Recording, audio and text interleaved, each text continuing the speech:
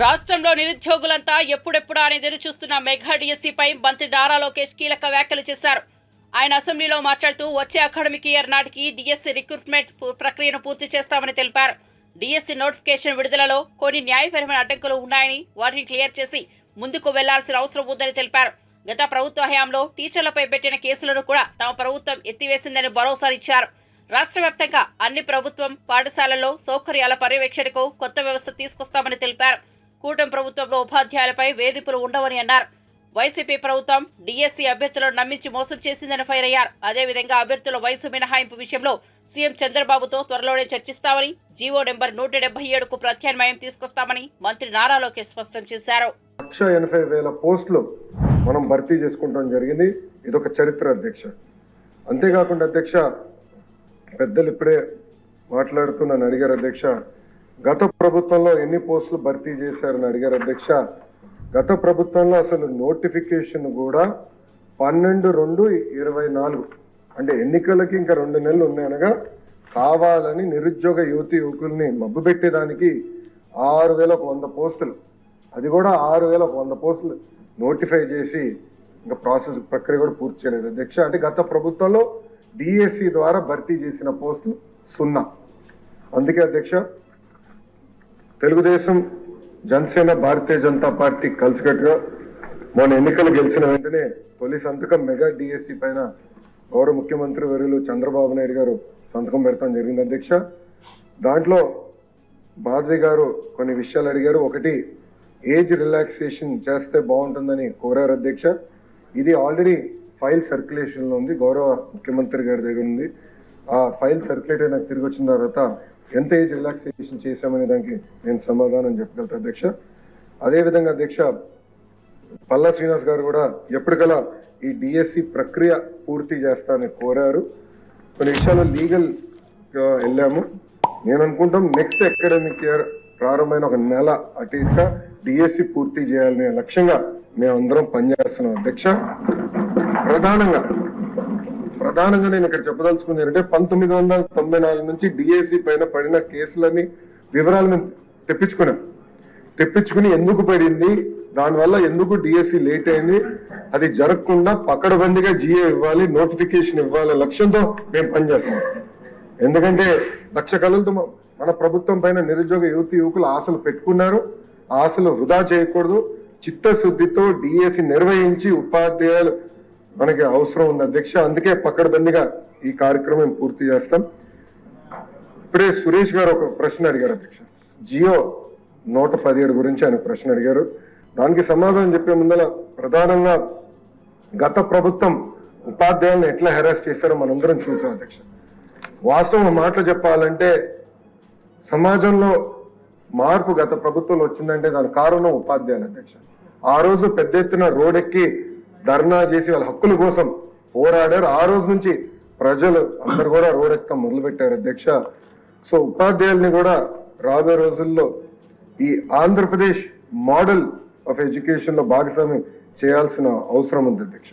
గత ప్రభుత్వంలో అధ్యక్ష సుమారుగా 6 లక్షల మంది విద్యార్థులు ప్రభుత్వ పాఠశాలలో తగ్గిపోయారు అధ్యక్ష. ఇది ఆందోళనకరమైన పరిస్థితి. సో దీన్ని కూడా నేను కొన్ని టార్గెట్స్ పెట్టుకున్నాము. ముందల విద్య నాణ్యత పెంచాల్సిన అవసరం ఉంది. జియో 117కి ఆల్టర్నేటివ్ తీసుకురావాల లక్ష్యంతో ఆల్రెడీ మేము పనిచేస్తున్నాం. ఇప్పటికీ సంఘాలతో అనేక మార్లు మీటింగ్లు కూడా కమిషనర్ గారి నాయకత్వంలో పెడతాం కూడా జరిగింది అధ్యక్ష. గత ప్రభుత్వం లాగా ఉపాధ్యాయుల కోసం తలుపులు మేము మూసేలేదు అధ్యక్ష. ప్రతి వారం ఫ్రైడే 11 నుంచి 2 వరకు మా తలుపులు ఉపాధ్యాయుల కోసం తెరుస్తున్నాయి. వాళ్ళ సమస్యలు మేము తెలుసుకుంటున్నాం. ఒకవేళ వాళ్ళు రాకపోతే మా కమిషనర్ గారే సంఘానికి ఫోన్ చేసి మీరు ఎందుకు రాలేదు, మీకు టైం ఇచ్చాం కదా అని ఉల్టా మేమే ప్రశ్న అడిగి వాళ్ళని కూర్చోబెట్టుకుని, ఎందుకంటే మేము కూడా చాలా నేర్చుకోవాల్సిన అవసరం ఉంది అధ్యక్ష. ఎందుకంటే ఫీల్డ్లో ఉండేది ఉపాధ్యాయులు, సెక్రటరీలో ఉండేది మంత్రి గారు. ఫీల్డ్ రియాలిటీలు తెలుసుకోవాలంటే కంపల్సరీ ఉపాధ్యాయులతో మాట్లాడాల్సిన అవసరం ఉంది. నిరంతరం మేము చర్చిస్తున్నాం. గత 5 నెలలుగా చర్చలు జరుపుతున్నాం. జియో 117కి త్వరలోనే ఒక ఆల్టర్నేటివ్ తీసుకొస్తామని ఈ సభాముఖంగా ఉపాధ్యాయులకి గౌరవ సభ్యులు సురేష్ గారు కూడా నేను హామీ ఇస్తున్నా అధ్యక్ష. ప్రధానంగా అధ్యక్ష, హెరాస్మెంట్ అనేది ఉండకూడదు. ఉపాధ్యాయుల బాధ్యత పిల్లలకి చదువు చెప్తాం. ఇన్ఫ్రాస్ట్రక్చర్ మానిటరింగ్ మేనేజ్మెంట్ మొత్తం ఇతర రాష్ట్రాల ఎస్టేట్ మేనేజర్స్ అనే పేరుతో అది మానిటర్ చేస్తున్నారు అధ్యక్ష. అట్లా ఒక ఆల్టర్నేటివ్ తీసుకురావాల లక్ష్యంతో మేము పనిచేస్తున్నాం. ఇప్పటికీ బాత్రూమ్ ఫోటోలు ఇవన్నీ కూడా ఉపాధ్యాయుల బాధ్యత కాదని చాలా స్పష్టంగా నేను చెప్పడం జరిగింది అధ్యక్ష. సో చాలా క్లియర్ గా ఆంధ్రప్రదేశ్ మోడల్ ఆఫ్ ఎడ్యుకేషన్ తీసుకొచ్చే బాధ్యత మేము తీసుకుంటాం. అధికారంలోకి వచ్చిన తర్వాత కూడా చంద్రబాబు అబద్ధాలు ఆగలేదంటూ మాజీ మంత్రి గుడివాడ అమర్నాథ్ మండిపడ్డారు. గత వైఎస్ఆర్సీపీ ప్రభుత్వంపై తప్పుడు ప్రచారం చేశారని, రాష్ట్రం దివాలా తీసిందంటూ దుష్ప్రచారం చేశారని ధ్వజమెత్తారు. ఆయన మీడియాతో మాట్లాడుతూ 14 లక్షల కోట్ల అప్పు చేశారని చంద్రబాబు చెప్పారు. బడ్జెట్ ప్రసంగంలో 6,40,000 కోట్ల అప్పులు ఉన్నాయని చెప్పారు. ఎన్నికల హామీలను నిలబెట్టుకోలేక చంద్రబాబు అప్పులపై తప్పుడు లెక్కలు చెబుతున్నారని దుయ్యబట్టారు. ఉన్నటువంటి ప్రభుత్వం తీరా నిన్న బడ్జెట్ ప్రసంగం చూసిన తర్వాత, బడ్జెట్ బుక్ చూసిన తర్వాత అందులో ఎంత అప్పు ఉందని చెప్పారనంటే 6,40,000 కోట్ల రూపాయలు. ఎక్కడ 14 లక్షల కోట్లు, ఎక్కడ 6,40,000 కోట్లు? అంటే ప్రజల్ని ఏమార్చాలని, ఎన్నికల్లో వారు ఇచ్చినటువంటి హామీని నిలబెట్టుకోలేనటువంటి పరిస్థితుల్లో ఇంత పెద్ద ఎత్తున అప్పులు ఉన్నాయి, మన హామీలు నిలబెట్టుకోగలమా లేదా? గత అసెంబ్లీ సమావేశాల్లో వారు చెప్పిందేంటి? దానికి సంబంధించినటువంటి లెక్కలన్నీ కూడా అసెంబ్లీలో వారు మాట్లాడుతూ ప్రజెంటేషన్ ఇస్తూ అది నాకు చూస్తే భయం వేస్తుందని చెప్పినటువంటి మాట మాట్లాడారు. మనందరం కూడా చూసాం. గతంలో 14 సంవత్సరాలు ముఖ్యమంత్రిగా పనిచేసినటువంటి వ్యక్తి, దాదాపు 15 సంవత్సరాలు ప్రతిపక్ష నాయకుడిగా పనిచేసినటువంటి వ్యక్తి, 45 సంవత్సరాల రాజకీయ అనుభవం ఉందని చెప్పుకునేటువంటి వ్యక్తి, ఎన్నికలకు వెళ్లే ముందు మీరు ఇచ్చినటువంటి హామీలన్నీ కూడా అసలు మేము అమలు చేసినటువంటి సంక్షేమ పథకాలతో పోలిస్తే 3 రెట్లు 4 రెట్లు ఎక్కువ హామీలు ఇచ్చి అధికారంలోకి వచ్చి, తీరా అధికారంలోకి వచ్చిన తర్వాత అసెంబ్లీలో ఏం చెప్తారు? నాకు బడ్జెట్ చూస్తే, నాకు ఫైనాన్సెస్ చూస్తే భయం వేస్తుందని చెప్పి ప్రజల్ని ఏమార్చేటువంటి ప్రయత్నం చేశారు. పోనీ వారు చెప్పినట్టుగా 14 లక్షల కోట్ల రూపాయలు అప్పు ఉందా? పోనీ కనీసం 12.5 లక్షల కోట్ల అప్పు ఉందా? పోనీ కనీసం 11 లక్షల కోట్ల రూపాయలు అప్పు ఉందా అంటే లే. మొత్తం అప్పు బడ్జెట్లో వారు చూపించినటువంటిది 6,46,000 కోట్ల రూపాయలు మాత్రమే అప్పు చూపించారు. పోనీ ఇది కూడా కేవలం 2019 నుంచి 2024 వరకు గడిచినటువంటి 5 సంవత్సరాల్లో తీసుకున్నటువంటి అప్పు అంటే కాదు. 2014 నుంచి 2019 వరకు ఆ రోజు మనం నూతనంగా రాష్ట్రం ఏర్పాటు అయిన తర్వాత దాదాపు 1,10,000 కోట్ల రూపాయలతో మనం నూతనంగా రాష్ట్రం ఏర్పాటైతే 2019లో మేము అధికారంలోకి వచ్చేటువంటి సమయానికి దానికి ఆ రోజుకి ఉన్నటువంటి అప్పు 3,13,000 కోట్ల రూపాయలు. 3,13,000 కోట్ల రూపాయల అప్పుతో మాకు 2019వ సంవత్సరంలో మేము అధికారంలోకి వచ్చేటువంటి సమయానికి మాకు ఆ రోజు మా మీద ఉన్నటువంటి మేము అధికారంలోకి వచ్చినటువంటి సమయానికి ఉన్నటువంటి ప్రభుత్వం మీద ఉన్నటువంటి అప్పు ఈ 5 సంవత్సరాల్లో అది.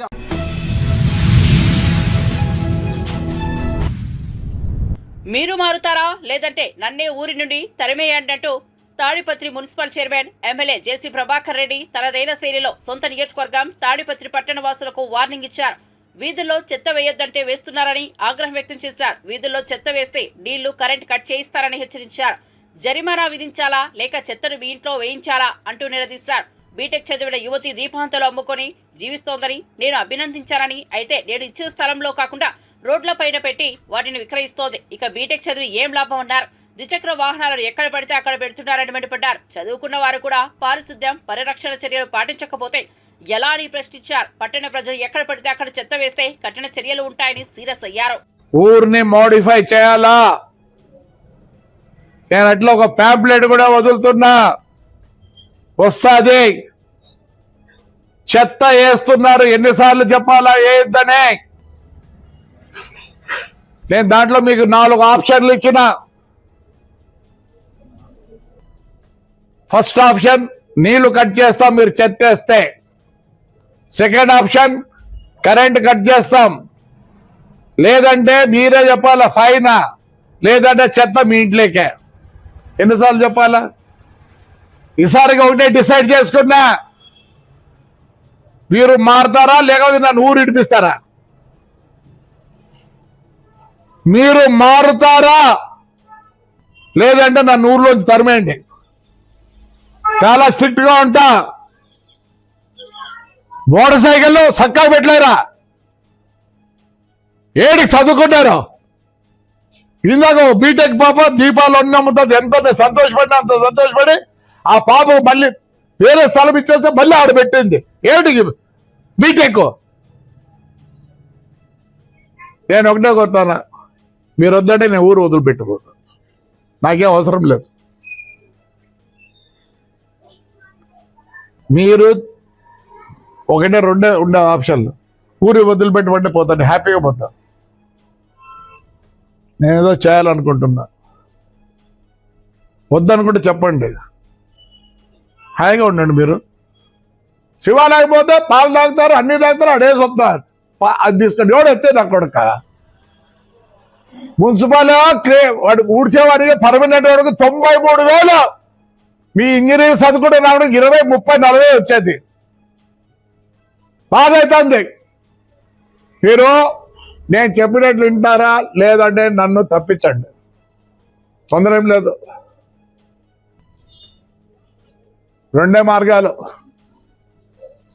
మీరు మారుతారా లేదంటే నన్ను ఊర్లోంచి తరమండి. రెండే ఆప్షన్లు, రెండే ఆప్షన్లు. మీకు కష్టమైతే నన్ను పంపించండి, నేను ఏడైనా బతుకుంటా. మారండి దయచేసి. ఏమనంటే ప్రభాకర్ తిడతాడు, ప్రభాకర్ కోపం, బాధ. ఏంటి బాధ? ఏం తక్కువ నాకేం తక్కువ లేదు. మీకు ఎక్కువ ఉండి కూడా మీకేం తెలియదు, నాకు తక్కువ ఉండి నేను బాగున్నా, హ్యాపీగా ఉంటా, ఎప్పుడు హ్యాపీగా ఉంటా.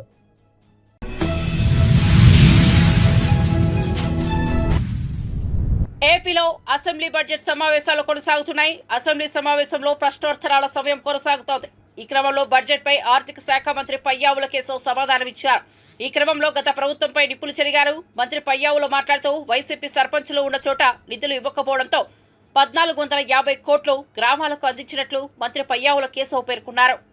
మనం బయట బోర్డు తిప్పేసే కంపెనీలను రోజు చూస్తూ ఉంటాం అధ్యక్ష. పేపర్లో ఏపీ ఫైనాన్షియల్ సర్వీసెస్ కార్పొరేషన్ అని ఒకటి పెట్టారు అధ్యక్ష.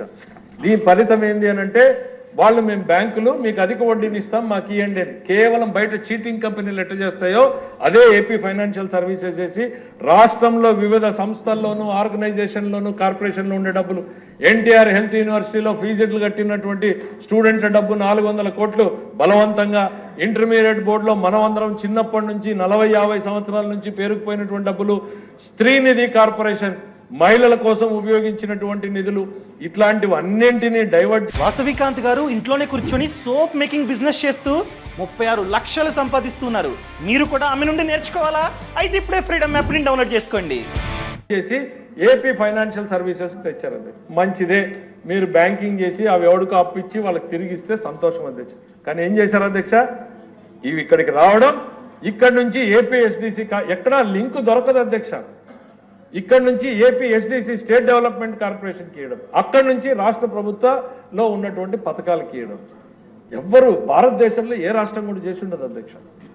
ఇవాళ ఆ 4,000-5,000 కోట్లు ఎవరు చెల్లించాలి అధ్యక్ష? ఏపీ ఫైనాన్షియల్ సర్వీసెస్ కార్పొరేషన్ది ఈ రాష్ట్ర ప్రభుత్వం. అక్కడ ₹1 లేదు అధ్యక్ష. ఇందాక అప్పుల గురించి మాట్లాడినప్పుడు ఒకటి మర్చిపోయాను అధ్యక్ష, చెప్పాలి తప్పకుండా.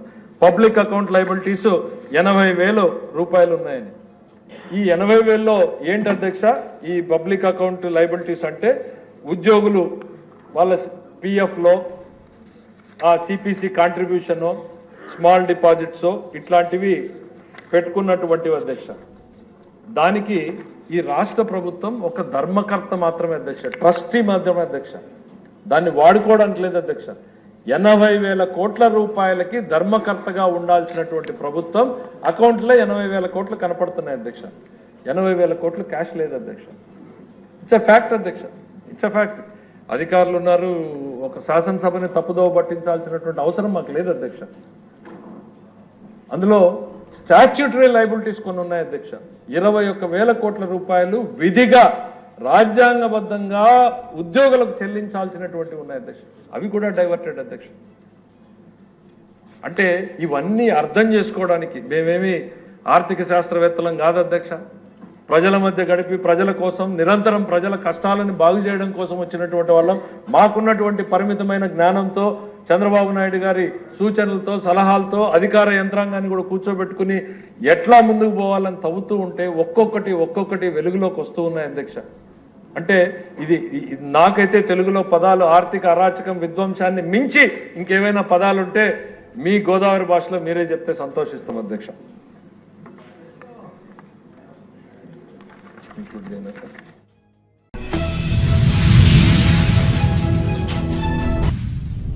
బడ్జెట్ పై బహిరంగ చర్చకు సిద్ధమంటూ సీఎం చంద్రబాబుతో సహా మంత్రులకు మాజీ మంత్రి కాకాని గోవర్ధన్ రెడ్డి సవాల్ విసిరారు. ఆయన మీడియాతో మాట్లాడుతూ సూపర్ 6 పథకాలు అమలు చేసే అవకాశం లేదని, అందుకు ఈ బడ్జెట్ ప్రవేశపెట్టిన తీరే నిదర్శనమన్నారు. శాసన మండలిలో బడ్జెట్ పై మాజీ ఆర్థిక మంత్రి యనమల రామకృష్ణుడు చేసిన ప్రసంగాన్ని కాకాని ఖండించారు. 40,454 కోట్ల రూపాయలకు సంబంధించినటువంటి ఆపరేషన్స్ కమెన్స్ అయ్యాయి. మెమోరాండం ఆఫ్ అండర్స్టాండింగ్ కాదు, వాళ్ళు దానికి సంబంధించినటువంటి ఉత్పత్తులు ప్రారంభించారు. అంత పెట్టుబడులు తీసుకొచ్చి అది mega and large and mega projects గురించి మాట్లాడుతున్నాను. లార్జ్ అండ్ మెగా ప్రాజెక్ట్స్కు సంబంధించి 80,454 కోట్ల రూపాయలకు సంబంధించినటువంటి పెట్టుబడులతో ఆ కంపెనీలు వాటి పనులు ప్రారంభించి పనులు జరుగుతున్నాయి. ఈరోజు ప్రోడక్ట్స్ ఈరోజు వాటికి సంబంధించినటువంటి ఆ కమెన్స్ అనేటువంటి సందర్భం. దాంతోపాటు 3,94,000 ఎంఎస్ఎంఈస్ ప్రారంభమైనాయి. ఈరోజు micro small and medium entrepreneurs ఏదైతే ఉందో వాళ్ళు దాదాపుగా 3,94,000 యూనిట్లు ప్రారంభమయ్యాయి.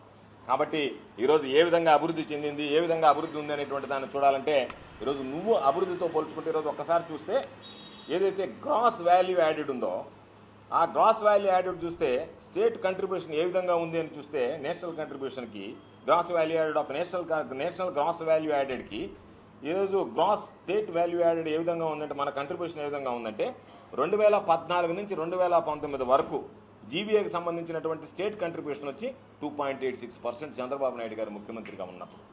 జగన్మోహన్ రెడ్డి గారు ముఖ్యమంత్రి అయిన తర్వాత 2019 నుంచి 2024 వరకు 4.07%. అంటే నీ హయాంలో కేవలం 2.86% మాత్రమే నేషనల్ జీవీఏకి మన కంట్రిబ్యూషన్ ఉంటే జిఎస్వీఏ కంట్రిబ్యూషను. ఈరోజు జగన్మోహన్ రెడ్డి గారు ముఖ్యమంత్రి అయిన తర్వాత 2019 నుంచి 2024 వరకు మన కంట్రిబ్యూషన్ ఏదైతే ఉందో గ్రాస్ వాల్యూ యాడెడ్ మీద 4.07. అంటే దాదాపుగా నీకున్నటువంటి దానికన్నా కూడా ఈరోజు 1.2% పెరిగినటువంటి పరిస్థితి.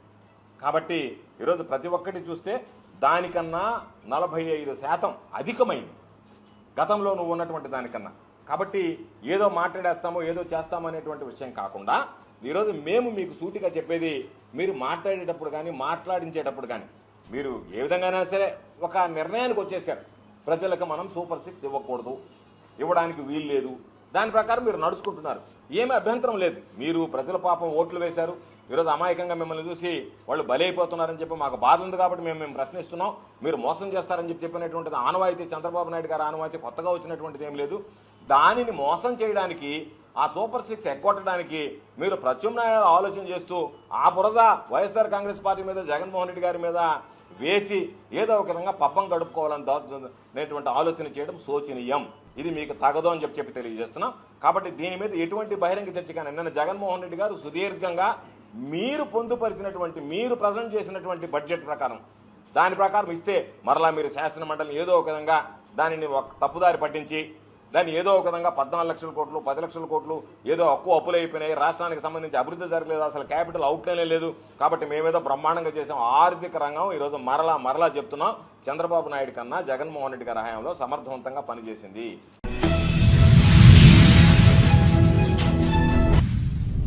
సినీ నటుడు ఎన్టీఆర్ తమ అభిమానాన్ని వినూత్నంగా చాటుకున్నారు. కొందరు యువకులు కుప్పం నుంచి హైదరాబాద్ వరకు నడుచుకుంటూ ఎన్టీఆర్ నివాసానికి వచ్చారు. నందమూరి తారక రామారావుతో ఎన్టీఆర్ చిన్నతనంలో కలిసి దిగిన చిత్రపటాన్ని ఆయనకు బహూకరించారు. తన వద్దకు వచ్చిన అభిమానులకు ఎన్టీఆర్ ఆప్యాయంగా పలకరించి వారితో ఫోటోలు దిగారు.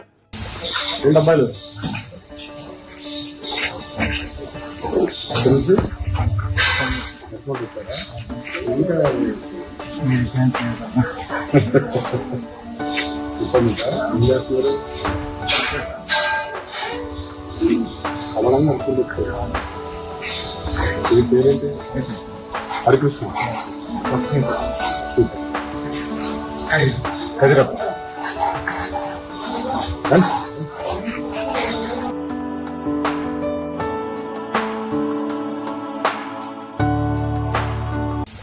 రెండు అబ్బాయిలు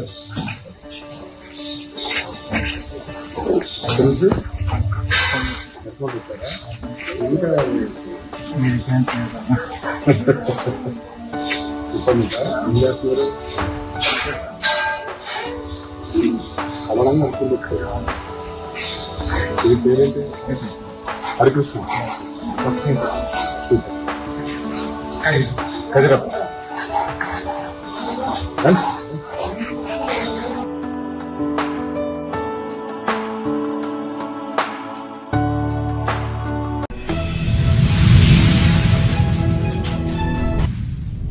తన మేనిఫెస్టోతో కూటమి ప్రభుత్వం రాష్ట్ర ప్రజల్ని పదే పదే మోసం చేస్తోందని వైఎస్ఆర్సీపీ ఎమ్మెల్సీ వరదు కళ్యాణి మండిపడ్డారు.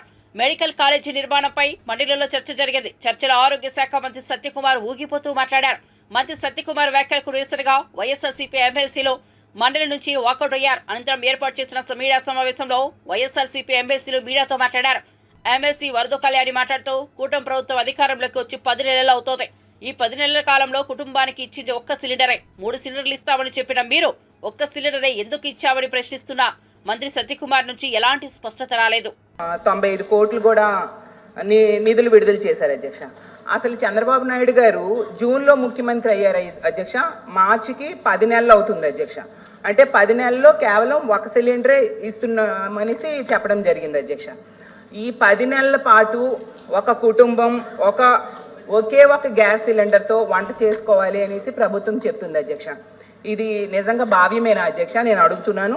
ఇది ఇలా 1 సిలిండర్తో వంట చేసుకోవడం సాధ్యమేనా అధ్యక్ష? అది నేను అడుగుతున్నాను అధ్యక్ష. అలాగే దీపం 2 పథకం అంటే నేను ఏదో అనేసుకున్నాను అధ్యక్ష. కానీ దీపం 2 అంటే 2 సిలిండర్లు ఇవ్వకుండా 1 సిలిండర్ మాత్రమే ఇవ్వడం అనేసి వీళ్ళు చెప్పిన దాన్ని బట్టి నాకు అర్థమైంది అధ్యక్ష.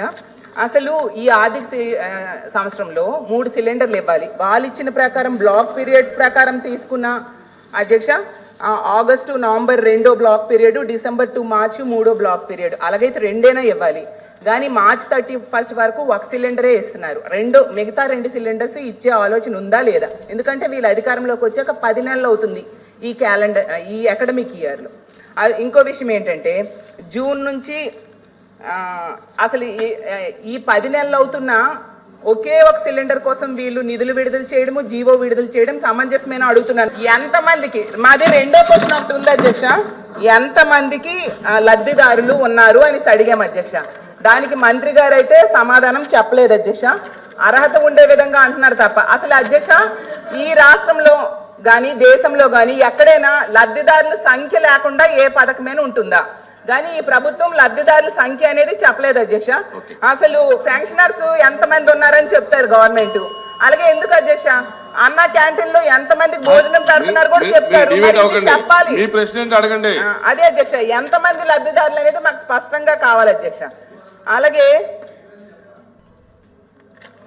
అసలు 3 సిలిండర్లు ఇవ్వాలంటే యాక్చువల్ గా 4115 కోట్లు అవసరం అధ్యక్ష. మరి ఆ నిధులు విడుదల చేసే ఆలోచన ఏమైనా ఈ ప్రభుత్వానికి ఉందా లేదా? ఇంకోటి డబ్బులు అధ్యక్ష గ్యాస్ కంపెనీలకి రిలీజ్ చేస్తామని చెప్తున్నారు అధ్యక్ష. ఉచితం అంటే లబ్ధిదారుడికి ఉచితంగా సిలిండర్ ఇవ్వాలి, లబ్ధిదారుడు అకౌంట్ లోకి డబ్బులేనే ఇవ్వాలి. అది మానేసి గ్యాస్ సిలిండర్స్ కి ఇవ్వడం ఏంటో నాకు అర్థం కావట్లేదు అధ్యక్ష. అసలు మేమే గ్యాస్ కంపెనీలు కట్టడం ఏంటి అధ్యక్ష? ఇది మా డౌట్ కాదు అధ్యక్ష. ఈవెన్ తెలుగుదేశం పార్టీ ఎమ్మెల్యేలు కూడా ఈ డౌట్ పడుతున్నారు. జ్యోతిర్మయి గారు ఆ రోజు మీటింగ్ లో చెప్పారు కదా అధ్యక్ష, మీరు విన్నారో లేదో, లబ్ధిదారుల నుంచి డబ్బులు కట్టించుకోవడం ఏంటని జ్యోతిర్మయి నెహ్రూ గారు వాళ్ళ ఎమ్మెల్యే గారే అన్నారు అధ్యక్ష. ఉచితం అంటే ఉచితంగా ఇవ్వాలి. నేను నిర్మోహమాటంగా ముఖ్యమంత్రి గారిని నిలబెట్టైనా ఈ విధానం. రాష్ట్రంలో ఎన్డీఏ కూటమి ప్రభుత్వం ఎన్నికల సమయంలో ఇచ్చిన హామీలను ఒక్కొక్కటిగా అమలు చేస్తోంది. ఈ క్రమంలో సీఎం చంద్రబాబు రాష్ట్ర అభివృద్ధిపై ప్రత్యేక దృష్టి పెట్టారు. ఇదిలా ఉంటే తాజాగా మంత్రి నారాయణ ప్రభుత్వ చదివే విద్యార్థులకు శుభవార్త చెప్పారు. ప్రభుత్వ జూనియర్ కళాశాలల్లో ఉత్తీర్ణత శాతం పెంపొందించేందుకు నారాయణ విద్యా సంస్థల నుంచి పూర్తి సహకారం అందిస్తామని మంత్రి పొంగూరు నారాయణ తెలిపారు. పోటీ పరీక్షలకు అవసరమైన మెటీరియల్ కూడా నారాయణ గ్రూప్ నుంచి అందిస్తామని అన్నారు. Intermediate board commissioner Kritika Shukla వినతి మేరకు మంత్రి నారాయణ ఈ నిర్ణయం తీసుకున్నట్లు తెలిపారు. విజయవాడలోని మేరీ సెల్టా కాలేజీలోని ఆడిటోరియంలో ఇంటర్ బోర్డు నిర్వహించిన వర్క్షాప్లో మంత్రి నారాయణ పాల్గొని అధ్యాపకులకు కీలక సూచనలు చేశారు. పేదలు నిరుపేదలు వీళ్ళ సమాజంలో పేదలు నిరుపేదలు ఎక్కువ మంది వీళ్ళు ఉన్నారు. వీళ్ళ ఆర్థిక స్థితి పెరిగితే రాష్ట్రం యొక్క రాష్ట్రం డెవలప్ అయినట్టు. అందుకనే ముఖ్యమంత్రి గారు రాబోయే 5 సంవత్సరాల్లో వీళ్ళ యొక్క ఆర్థిక స్థితి డెవలప్ కావాలి, ఈరోజు వచ్చే ఇన్కమ్ని 2 కావాలని దిశానిర్దేశం మాకు ఇచ్చారు. కరెక్ట్ చేసినట్టుగా దాన్ని డిసెంబర్ 31 లోపల దాన్ని స్క్రూటినైజ్ చేసి దాంట్లో ఏమైనా కరెక్షన్స్ తప్పులు ఉంటే మళ్ళీ వెరిఫై చేయించి పై అధికారులతో వెరిఫై చేయించి ఆ డేటాతో అనలైజ్ చేస్తే ఎవరికి ఏం చేయాలా, ఏ ఏరియా వాళ్ళకి కానీ ఏ ఇన్కమ్ వచ్చే వాళ్ళకి కానీ అలాంటి పథకం.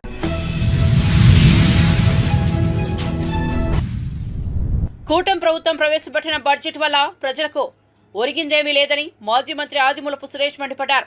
ఆయన తాడేపల్లిలోని వైఎస్ఆర్సీపీ కేంద్ర కార్యాలయంలో మీడియా సమావేశంలో మాట్లాడుతూ ప్రజలకు ఉపయోగపడేలా బడ్జెట్ ఏమాత్రం ఆశాజనకంగా లేదన్నారు. సూపర్ 6 హామీలకు బడ్జెట్తో తగిన కేటాయింపులు జరపలేదు, ఏరు దాటాక బోర్డు వల్లన్న అన్నట్లుగా ప్రభుత్వ తీరు ఉందంటూ ఆక్షేపించారు.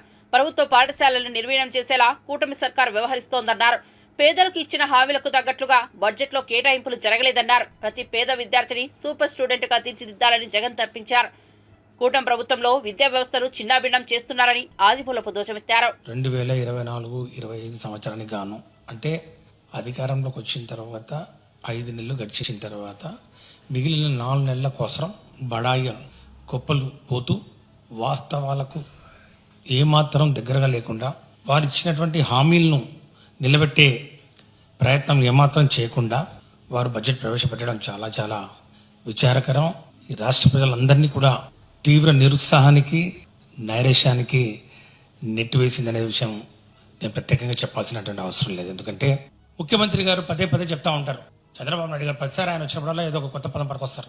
2020 ఒక విజన్ అంటారు, లేకపోతే లో హ్యాంగింగ్ ఫ్రూట్స్ అంటారు, లేకపోతే ఇప్పుడు 2047